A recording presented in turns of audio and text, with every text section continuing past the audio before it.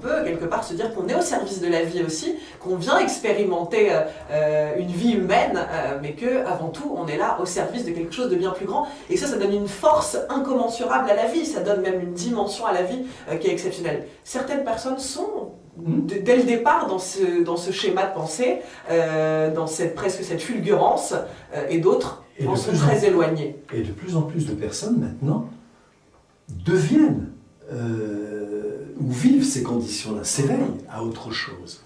Que ce soit par des rêves, que ce soit par des... On a la loi de synchronicité.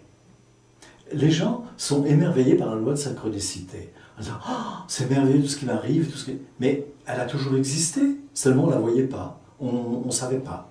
Et puis, dès qu'on a compris comment ça fonctionnait, d'un seul coup, on s'est mis à se dire, mais je pense ça, et d'un seul coup, la vie me l'apporte. Alors que je n'ai rien dit à personne, je me trouve dans cette situation dont j'ai rêvé, je fais telle rencontre, et du coup, ça m'apporte ce que je désirais, c'est la loi de synchronicité. La loi de synchronicité, c'est une loi qui véhicule ou qui répond aux besoins de l'âme, pas aux besoins humains. Mais forcément, l'humain que nous sommes en profite. Alors, peut-être pour répondre à ta question, moi je me souviens quand j'étais enfant, les gens disaient de moi, comme je l'ai un petit peu abordé tout à l'heure, quand j'étais enfant, c'est Jean-Claude n'a rien dans la tête. Il n'a rien dans la tête, mais on aime quand il nous raconte ses histoires. Eh oui, quand j'étais petit, je parlais moi de Jésus, je parlais comme si vraiment je l'avais connu, alors que bien sûr que non. Mais j'aimais, je sais pas, il montait en moi des idées que je savais traduire. J'avais comme dans ma tête un film qui passait, donc je racontais ça. Alors les gens adoraient, ils disaient qu'est-ce qu'il raconte bien, mais il n'a rien dans la tête. Et ma mère répondait toujours, ben, peut-être qu'il n'a rien dans la tête, mais il a tellement tout dans le cœur. Et je crois que c'est ça. Je crois que moi j'ai eu la chance d'avoir des parents adorables, qui se sont jamais posé de questions. Leur enfant est un peu bizarre, mais il est tellement gentil que pourquoi pas. C'est ça qu'il faut plutôt regarder. Et puis, ils n'ont rien exigé de moi, ils m'ont juste aimé comme j'étais. Voilà. Ça m'a aidé à garder cette innocence que tout enfant possède. Alors, et puis ça m'a donné de la liberté aussi finalement, excuse-moi de te couper, mais tu nous évoquais tout à l'heure la normalité, que notamment les gens qui te côtoyaient disaient oui mais il n'est pas normal, mais qu'est-ce que c'est que la normalité? Personne n'est... Enfin en tout cas ce serait triste de rentrer dans cette normalité. C'est vrai. Ça t'a donné la liberté d'être qui tu étais.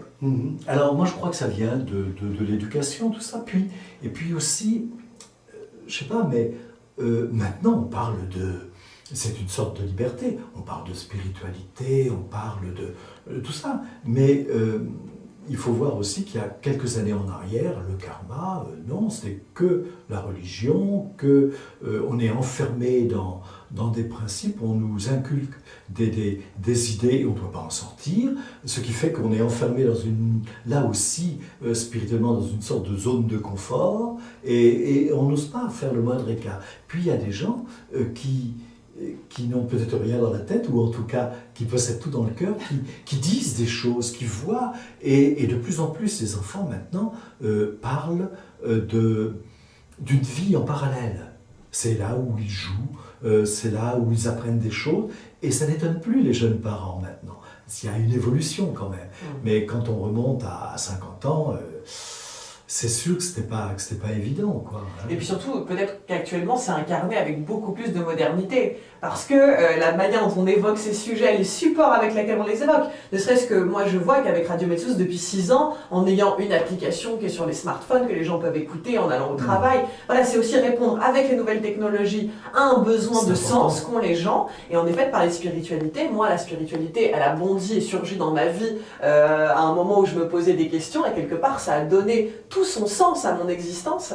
Mais je sais que de l'incarner en étant une jeune femme citadine qui à la fois aime, comme j'étais hier soir et je vous disais en rigolant, j'ai bu un peu trop de champagne, mais qui aujourd'hui va aborder des sujets très profonds parce que mon âme en a besoin autant que mon corps a besoin de répondre à des besoins plus futiles. C'est aussi incarner la spiritualité différemment, et peut-être qu'il y a 50 ans, quand les gens parlaient de spiritualité, c'était peut-être taxé de sectaire parce que il n'était pas, je sais pas, peut-être pas en phase avec le monde aujourd'hui. Tellement de personnes avec des supports tellement modernes et avec leur actualité, le fait qu'ils soient actuels, en parlent que voilà, ça change aussi un peu l'image qu'on a. Moi, ce qui m'a aidé, et quand j'étais enfant, puis à mon avis, c'est arrivé à beaucoup de personnes, c'est que j'ai été considéré par mes parents.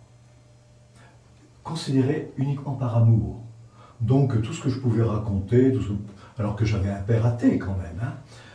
Une mère médium, alors évidemment ça m'a peut-être apporté quelques légers talents, mais malgré tout ils ont souhaité que je puisse faire ma communion par exemple.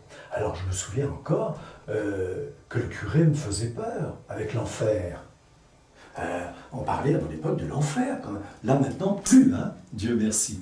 Ce qu'il y a d'important, c'est qu'on séparait bien, hein, on séparait bien le monde divin, le monde, vous savez, où peu de gens peuvent apprécier.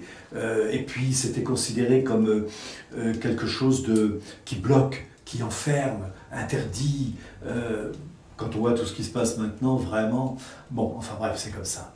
Alors que maintenant, depuis quelques années, on s'aperçoit que la spiritualité, c'est pas une affaire de bondieuserie, c'est un état d'esprit, c'est une considération de soi-même, c'est apprécier l'autre à travers ce que l'on apprécie de soi.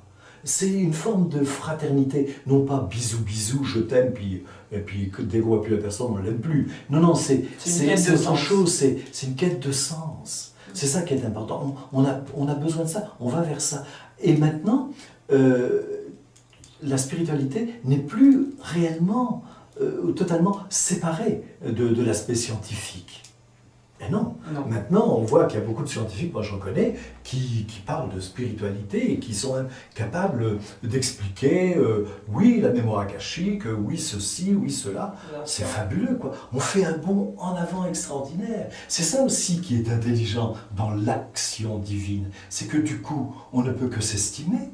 Alors il y a peut-être encore des petits problèmes avec les scientifiques, il y a encore ceux qui sont vraiment qui résistent, mais c'est pas grave, à l'image de l'humain qui résiste au changement, c'est comme il y a des êtres spirituels qui restent très fixés sur leurs idées complètement tordues. Tout à fait. C'est comme ça, c'est le côté humain, mais au-delà de tout ça, c'est comme on le disait tout à l'heure, au-delà de la violence, au-delà, il y a quelque chose de doux qui prend place.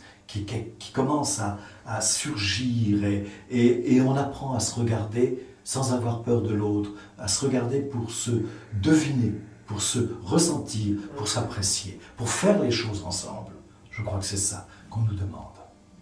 Et puis chouette, je trouve que c'est très positif de peut-être terminer l'interview là-dessus, c'est qu'on a une chance inouïe de vivre justement à cette époque où le changement, même si le changement, comme les bouddhistes le perçoivent, c'est quelque chose de perpétuel, mais on vit actuellement une époque de changement, et Dieu merci, nous sommes ici, et on a la chance de pouvoir y participer, donc c'est super, on va terminer là-dessus. Jean-Claude, est-ce qu'on peut te retrouver via un site internet, si les gens ont envie de te contacter, réagir à cette émission? On va donner tes ouvrages juste après.